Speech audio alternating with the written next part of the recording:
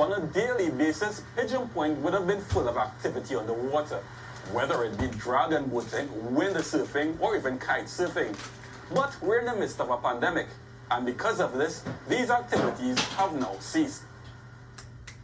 My name is Brett Kenny. I own and operate Radical Sports Tobago. We're located on Pigeon Point Beach and provide a various number of kind of adrenaline-seeking water sports activities for everybody. Brett, the beaches have been locked down for some time, COVID pandemic. Tell me, how has it affected the services you provide? Well, essentially, or whatever, we have always been, a kind of fun business, and we promoted outdoor, healthy exercise, fun. And, with beaches shutting down pretty much since 2020, all the way through now. I mean, we've had spots of opening and closing, but we are normally, 6 months in advance kind of preparing for the next, big thing. And so we've been unable to kind of prepare, unable to stock, and unable to even feed our kids for this long period. So it's really affected us a lot, and our long-term future is really a question mark at this point. What do you think are some of the solutions that could assist businesses such as yours and the water sport industry in particular? Well, I think we have to do a deeper dive. We had an education issue at the start of COVID. How do we educate our kids?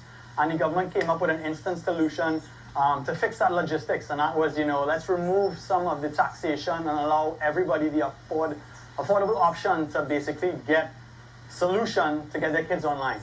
I think that has to be operated maybe like in a holistic approach towards tourism, not just water sports businesses, but all tourism businesses, to give them the option to kind of jumpstart the industry again and allow the private sector to reinvest and create a first world product to be once again perfect or whatever, aligned with the rest of what Trinidad and Tobago is trying to do, which is encourage businesses to thrive. I know some of the tourists that you would have had tourists coming in to try your sports on a regular basis.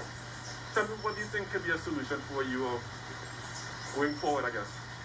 I mean, going forward, we had to adjust our model from a tourist model from outside, which was probably about 90% of our business model, to a local tourist model where we were doing a lot more training and stuff towards inviting people in to do stuff that they could accomplish pretty quickly at a good price point, and try to make fun for everybody. Whereas we were very niche before and attracted only a specific kind of sport tourists. Now we try to invite everybody from kids to adults to whoever to basically come out and have fun.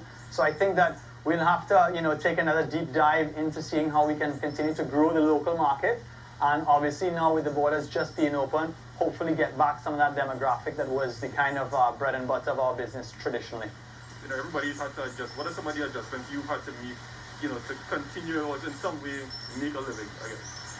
I mean, we've had to pivot. After a certain amount of time, we figured that this is not going to be a sustainable future. I have kids to feed, I have bills to pay, I got to keep the lights on. So I had to get out of tourism because it seemed almost that the modus operandum at the time was let's support these particular sectors, and tourism was at the bottom of the food chain.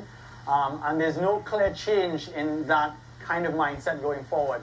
So we had to go into different sectors and start pretty much like we left Trinidad, because we're doing something that is not necessarily what we know how to do, but we have to grow, and the only way to grow is to try new things and try new businesses, which the government is supporting, and hopefully or whatever, when this does fix itself, we'll have more than one foot to stand on, because this has always been my passion, and it gets me out of bed every morning, and that's become much more harder, obviously, in a non-tourism kind of supported niche business. So I hope that things will change. I hope the mentality will change, and I hope we find new ways to kind of incentivize businesses and stuff like us, so we can continue to create amazing things for people going forward. There's this saying, we're all in this together. How willing are you to work alongside the authorities, to find a solution to the problems that you always face?